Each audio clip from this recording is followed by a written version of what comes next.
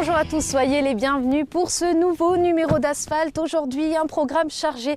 Nous partirons en direction du Salon de l'Auto de Genève. Nous irons faire un petit tour du côté du stand Citroën pour vous dévoiler la nouvelle DS3 Racing, une édition limitée. Et puis tout au long de l'émission, beaucoup de surprises, toujours à Genève. Mais commençons évidemment comme d'habitude avec le traditionnel essai de voiture. Aujourd'hui, je vous propose l'Audi RS4. Bon, ne perdons pas de temps, allons tout de suite retrouver Nicolas qui doit nous attendre.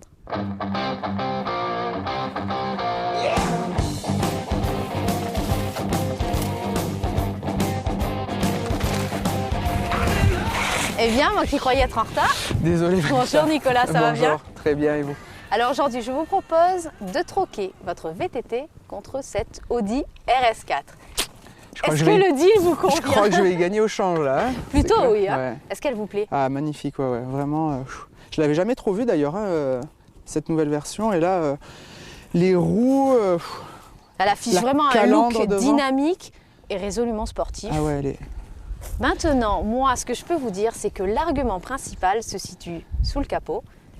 Et je pense que vous allez me confirmer ça très vite. Je vais aller l'essayer, hein. Je peux y aller? C'est parti.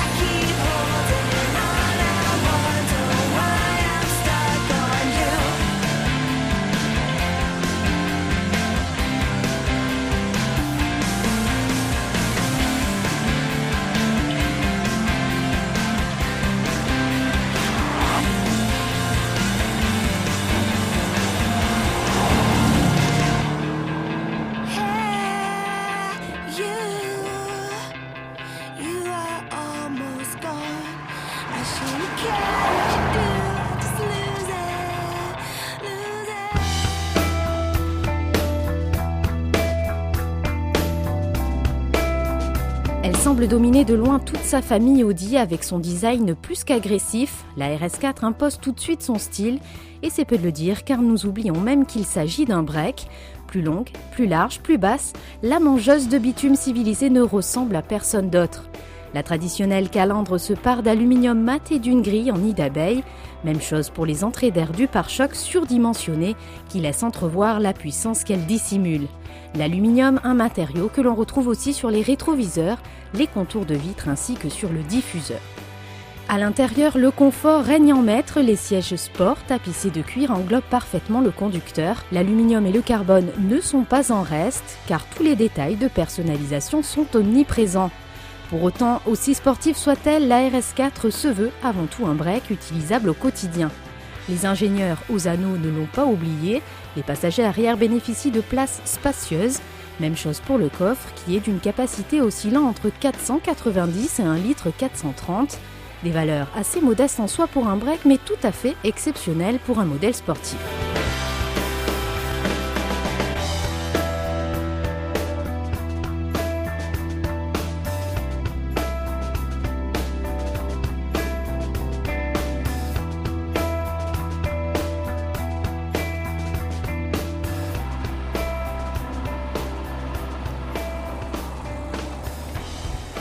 Alors Nicolas, vous êtes bien amusé? Ouais, super agréable, vraiment bien. On en parle? Allez, c'est parti.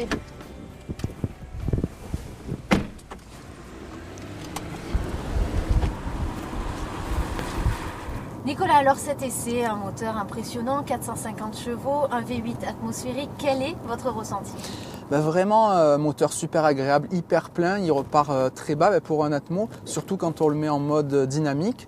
Donc là, sur la RS4, c'est pas mode sport, mais c'est juste, voilà, l'appellation c'est dynamique et c'est vrai que tout devient plus sympa. Bon là, on parle du moteur, c'est clair que il est plein et puis plus on monte dans les tours, il prend aussi les tours. Enfin, franchement, c'est vraiment un bel outil. Et puis du coup, voilà, la direction va avec, les suspensions. Le mode dynamique, là, c'est la petite touche qui est bien sympa sur cette voiture. Sous le capot, c'est donc un V8 4 litres 2 atmosphérique de 450 chevaux que l'on retrouve, un moteur déjà vu sur la RS5. Une simple pression sur l'accélérateur suffit pour ressentir la force irrésistible du moteur. Son rugissement et ses explosions lors des rétrogradages sont incroyablement mélodieux et Audi va même plus loin en proposant en option un échappement sport encore plus retentissant. Alors Nicolas, j'ai envie de vous poser une question. Bon, je connais déjà la réponse, mais je vais quand même la poser. Est-ce que vous avez déjà fréquenté des salons automobiles tels que Paris, par exemple? Oui, Paris, j'ai eu la chance d'y aller et c'est clair que j'en ai des super souvenirs quand on aime l'automobile. On est aux anges, hein. Il y a tout type de voitures, exactement. Et franchement, ça peut être qu'un grand souvenir. Et bien, comme je vous en parlais dans le sommaire, nous partons en direction du salon de l'auto de Genève qui avait lieu en mars. Nous avons approché le stand Citroën, zoom sur la DS3, qu'elle soit Racing ou WRC, vous allez tout savoir. Regardez. Opération séduction pour la firme Citroën avec sa ligne DS3. Rappelez-vous, il n'y a pas si longtemps, le constructeur proposait une version pour le moins originale, la DS3 Racing Sébastien Loeb édition.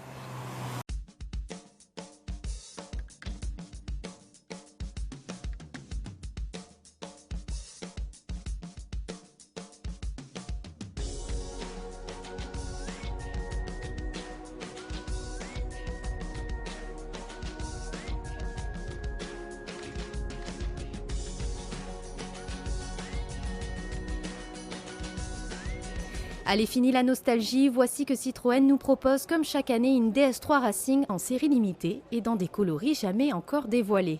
Il fallait oser, voici du noir mat, très tendance ces derniers temps, parsemé de doré que l'on retrouve sur le toit ou même à l'intérieur des jantes. Un sacré clin d'œil à la nouvelle décoration de la DS3 WRC. La Racing, c'est le modèle le plus puissant de la gamme, 202 chevaux, 1,6 litre turbo avec un châssis spécifique qui offre des voies élargies et une caisse rabaissée. Ce modèle se veut à caractère exclusif puisqu'il n'en sera proposé qu'à peine 200 exemplaires. Une touche de sportivité, quelques pincées de technologie et un mélange de compétition. Voici les ingrédients magiques pour faire craquer la cible clientèle. C'est des gens qui veulent vraiment se faire plaisir, hein. C'est une cible de clientèle de gens qui veulent avoir une voiture différente, qui aiment beaucoup conduire, parce que sur la route c'est fantastique, quoi. On a un freinage exceptionnel, ça accélère, ça fait vraiment plaisir, c'est du plaisir dans toutes les conditions, c'est aussi bien à basse vitesse tous les jours que dès qu'on a l'occasion d'avoir une petite route sympa, hop, on peut partir et c'est vraiment sympa. Oui. Mais la DS3 est surtout représentée en championnat du monde des rallyes WRC. Inutile de le rappeler, Sébastien Loeb et Daniel Elena, 9 fois champions du monde, cumulent de plus aujourd'hui 8 titres constructeurs. constructeurs. Une belle image que Citroën ne cesse de mettre en avant dans sa communication, mais la DS3 WRC apporte surtout son expérience en termes d'avancées technologiques pour proposer des véhicules aux particuliers toujours plus performants. Le championnat, la course, la compétition, ce sont des laboratoires technologiques, si j'ose dire, fantastiques pour la marque, avec des apports qui sont faits après dans les véhicules de série. Je pense par exemple à la liaison au sol, ça vient de la WRC, c'est transmis après pour nos clients. Tous ceux qui achètent nos voitures bénéficient de ces tests, de ces véhicules qui sont testés dans des conditions difficiles, après quand ils achètent une voiture Citroën. La firme au chevron continuera de nous surprendre car quelques bruits de couloir murmurent déjà qu'une nouvelle édition DS3 Racing se prépare pour 2014. De retour à bord de l'Audi RS4, alors faisons un point maintenant sur le châssis, Nicolas. Il s'agit évidemment d'un break et puis doté d'une transmission intégrale. Qu'en pensez-vous ? C'est assez surprenant parce que c'est vrai que c'est une voiture qui a un gabarit assez imposant et pourtant elle est assez joueuse, assez sympa. De temps en temps on sent un petit peu l'arrière, surtout quand on déconnecte l'ESP, là c'est vrai que c'est bien sympathique. Comme on parlait tout à l'heure du bouton magique, elle peut passer d'un mode très confort avec une direction très légère à une direction très précise qui s'affermit. Plus on augmente le rythme et c'est vrai qu'on a des sensations pour un break comme ça de vraie sportive et c'est là où est le point fort je trouve, c'est qu'elle fait tout, on peut vraiment rouler vite sur la route, sur autoroute elle est super et on n'a même pas l'impression d'être dans un break. C'est clair, elle est spacieuse, sportive et elle est faite pour voyager. Exactement. Ouais. Non, c'est vraiment une réussite cette voiture et ça donne envie de la garder. Hein. Et Nicolas n'a pas traîné pour activer le mode dynamique. Grâce à un bouton dénommé Drive Select, nous pouvons à tout moment changer le caractère de la RS4 afin de renforcer, par exemple, sa sportivité grâce à sa transmission intégrale Quattro complétée par un différentiel sport en option sur ce modèle. Cet incroyable break accepte les circuits, l'autoroute ou même les routes de montagne. Ce fameux différentiel n'est autre qu'un dispositif permettant de répartir la puissance motrice sur chaque roue pour améliorer son comportement sur parcours sinueux. Dommage que ces 1,8 tonne la privent légèrement de l'agilité que l'on attend d'une véritable voiture de sport. Alors Nicolas, vous avez commencé sur une formule de promotion, si je ne me trompe pas, la formule Peugeot 206 à l'époque. Qu'est-ce que vous pensez de ces formules de promotion ? Évidemment, pour les jeunes, c'est une opportunité incroyable. Ouais, c'est clair que c'est la solution quand on veut démarrer le rallye, parce qu'on sait que tout coûte très cher.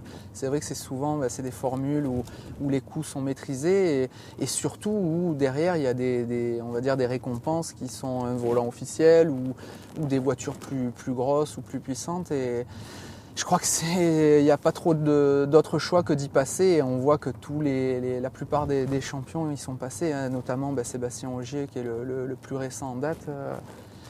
Il n'y a que ça pour réussir à percer. Oui, tout à fait. Justement, en parlant de formule de promotion, Opel revient à la compétition avec l'Adam Cup. Alors cette petite citadine très branchée répond aujourd'hui aux normes du cahier FIA du Groupe R2 et nous avons pu l'approcher de très très près au Salon de Genève. Regardez. Sébastien Ogier, Brian Bouffier, Gilles Panizzi ou même Sébastien Loeb, tous ces pilotes ont fait décoller leur carrière respective en gagnant des formules de promotion proposées par des constructeurs. La recette est simple, une voiture de course identique pour tous et un programme calqué souvent sur le championnat de France. Le gagnant obtient ainsi dans la plupart des cas un volant officiel pour l'année suivante. Après plusieurs systèmes promotionnels français tels que le Citroën Racing Trophy, le Trophée Renault ou bien même le volant Peugeot 208, c'est Opel qui offre ce tremplin aujourd'hui avec l'Adam Cup proposé sur 6 manches du championnat de France. Cette petite citadine est actuellement en conformité avec les normes R2 de la FIA. Elle présente de plus des performances plutôt agréables, une cylindrée de 1,6 litre développant 140 chevaux, avec une coque arceautée multipoints soudée et le tout accouplé d'une boîte de vitesse séquentielle 5 rapports. Bref, déjà du rapide pour une formule de promotion. Il s'agit de la deuxième étape concernant notre stratégie motorsport. C'est la première saison pour l'Adam Cup, une formule de promotion qui se déroulera dans un premier temps en Allemagne et en France. Mais par la suite, nous souhaitons étendre l'Adam Cup dans d'autres pays en Europe en 2014. Opel peut se prévaloir d'un passé glorieux en rallye puisqu'en 1974 et en 1979, le constructeur obtient 2 titres de champion d'Europe et un titre mondial en 1982 grâce au légendaire Walter Röhrl au volant d'une Opel Ascona 400. Quelques années sont bel et bien passées, autant dire qu'il était temps de revenir pour la firme en rallye. Motorsport se place dans un rôle important et s'inscrit comme une nouvelle stratégie de la marque que nous démarrons ici même. Pour moins de 30 000 €, Opel propose donc l'Adam R2 livrée, montée, prête à courir avec 4 roues et une rampe de phare. À noter que la quinzaine de voitures disponibles pour 2013 a déjà été vendue en moins d'une semaine. Nicolas, si je vous dis que c'est déjà l'heure du bilan, vous comprenez quoi? Que je vais devoir la rendre, cette belle voiture. Oui, donc, exactement. Allez, qu'est-ce qui vous plaît dans cette voiture? Qu'est-ce qui me plaît? Écoutez, tout. Pour faire simple, j'aime sa facilité, son confort. C'est clair qu'en mode confort, justement, on a un petit bouton, la Drive Select, et c'est vrai qu'en confort, on a une voiture hyper douce, une direction très légère, de l'agrément, simplement du confort. Et là, ils ont vraiment réussi à faire fort. Et puis dès qu'on appuie sur ce fameux bouton et qu'on passe en dynamique, il y a une réponse moteur qui est différente, une direction qui se durcit, des freins, forcément, qui sont à la hauteur, de la place, puisque c'est un break.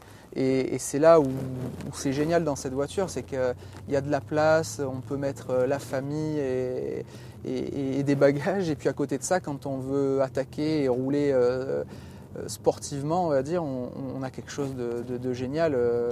Ça tourne, ça rentre, ça freine, ça tient la route. Et il y a un moteur vraiment exceptionnel aussi, 450 chevaux, franchement, il n'y a rien à dire, quoi. Il y a bien quelque chose qui ne vous plaît pas dans cette voiture, alors quand même. J'aurais pu être sceptique avec les changements de vitesse, mais c'est juste nickel, c'est parfait, ça va assez vite pour une voiture de série, et ça c'est rare et il faut le souligner parce que des fois il y a des voitures qui sont sportives. On avait essayé la Porsche, c'est vrai qu'il y avait un petit temps de réaction, et là Audi a fait vraiment fort. Donc parler des défauts, c'est une voiture qui est longue, forcément c'est un break, donc quand on va en ville, qu'on doit trouver une place et qu'il faut essayer de faire un créneau, même si on est bien aidé avec la caméra de recul, c'est un petit peu long. Ouais. Eh bien, notre essai touche à sa fin. Comme d'habitude, il faut ramener la voiture. Nicolas, je suis désolée, mais on se retrouve évidemment le mois prochain. Ça veut dire que je vais récupérer mon vélo, ça? Alors, ça veut dire que vous rentrez en vélo et moi, je rentre en RS4. Ah. Allez, à bientôt, Nicolas. À bientôt. On récapitule, agressivité, beauté et dynamisme, les arguments ne manquent pas pour qualifier cette nouvelle Audi RS4. Parfait pour les amateurs de sensations fortes à la recherche d'un véhicule pour la famille.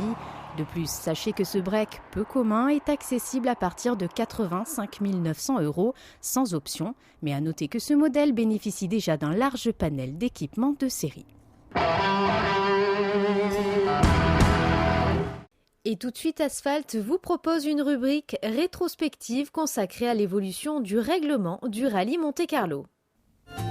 L'épopée du rallye Monte-Carlo débute en 1911. Lors de ses toutes premières éditions, le Monte-Carlo était une épreuve de tourisme, une opération promotionnelle destinée à faire connaître la Côte d'Azur et attirer les touristes fortunés en quête d'aventure. Les concurrents, partis des 4 coins d'Europe, doivent rallier la principauté coûte que coûte, c'est l'objet de la compétition. La Grande Guerre efface le rendez-vous des agendas des heureux propriétaires de véhicules automobiles pour réapparaître en 1924. Dès 24, un parcours de régularité est mis sur pied pour ceux qui parviennent à rallier Monaco. Le règlement évoluera régulièrement par petites touches successives entre les deux guerres. Les canons interrompent une nouvelle fois l'épreuve et en 1949, on repart de plus belle. Pas besoin de publicité, les demandes affluent et en 1950, l'Automobile Club refuse près de 600 véhicules. Le règlement s'affine, le parcours commun est avalé à une moyenne imposée. Arrivés à Monaco, les concurrents doivent encore se livrer à un test d'accélération-freinage ou à un gymkhana. En 1951, les pilotes du rallye vont même s'affronter sur 4 tours du fameux circuit de Formule 1. 1953 est l'année de tous les records avec 440 engagés et 404 partants. Le circuit est glissant, mais pour tous les concurrents, le train est très rapide. Pourtant, peu de modifications interviendront après ce circuit de vitesse. L'épreuve de vérité était cette année l'étape de montagne. L'étape de montagne, c'est la véritable naissance du rallye moderne. L'épreuve devient un événement automobile incontournable et dès 1958, des voitures d'usine font leur apparition, le règlement se stabilise. En 61, apparaissent les épreuves chronométrées. En 65, le parcours final avec le célèbre Turini, mais il reste un point de règlement contesté par beaucoup, l'indice qui pouvait facilement faire perdre ou gagner l'épreuve à un concurrent intelligent capable de lire correctement entre les lignes du règlement. L'indice, c'était une mode qu'on a retrouvée d'ailleurs aux 24 heures du Mans également, qui existait dans pratiquement toutes les grandes épreuves automobiles. Et même dans les tout premiers rallyes Monte-Carlo, à partir de 1911, date de sa création, on a mis des indices parce que les organisateurs voulaient laisser des chances à tous les concurrents de pouvoir être le vainqueur de la manifestation. Donc les indices ont été parfois loufoques, parfois plus sérieux, parfois l'objet de grands mathématiciens. Il y a eu l'indice, par exemple, au rallye Monte-Carlo, sur le nombre de personnes dans le véhicule. Plus il y avait de personnes dans la voiture, plus on avait des points de bonification et de bonus.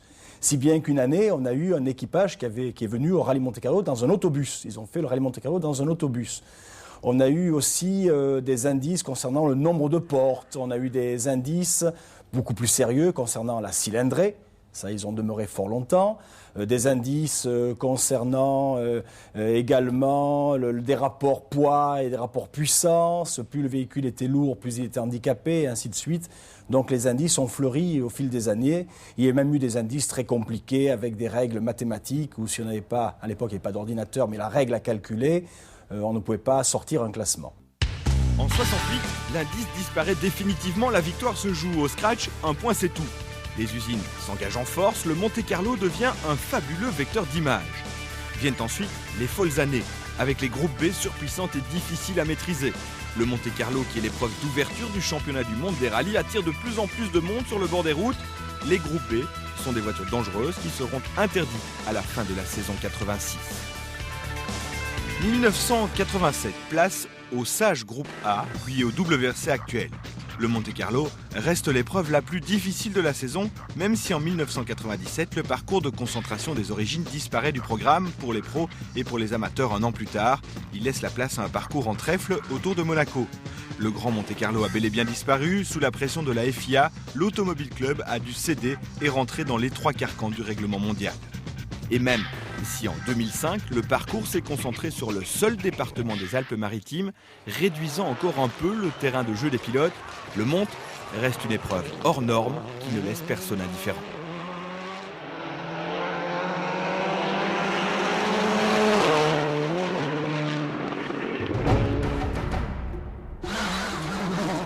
Pour moi, c'est uniquement de la survie. C'est un rallye passionnant, difficile, stressant, mais bandant. Conditions difficiles. Énorme challenge pour trouver les bons pneus, les bonnes conditions et la bonne vitesse. Pour ce rallye, ce sera évidemment l'attaque maximale.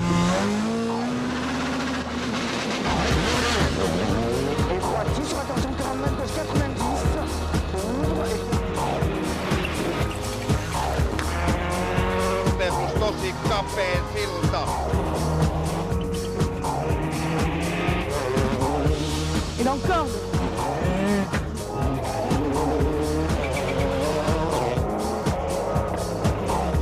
Left hair line. Double tighten. Ah, no! Good break.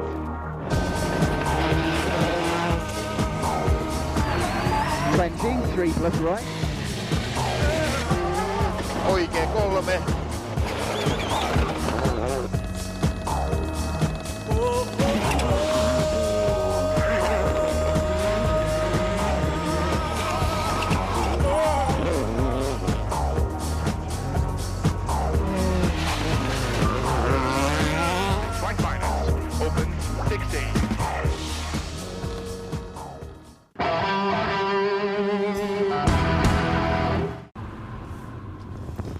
Et bien voilà, Nicolas est reparti avec son VTT, c'est déjà l'heure de nous quitter, mais on se retrouve la prochaine fois avec encore toute l'actualité automobile, de nombreux reportages et évidemment l'essai de voiture avec Nicolas. Je vous dis donc à très vite.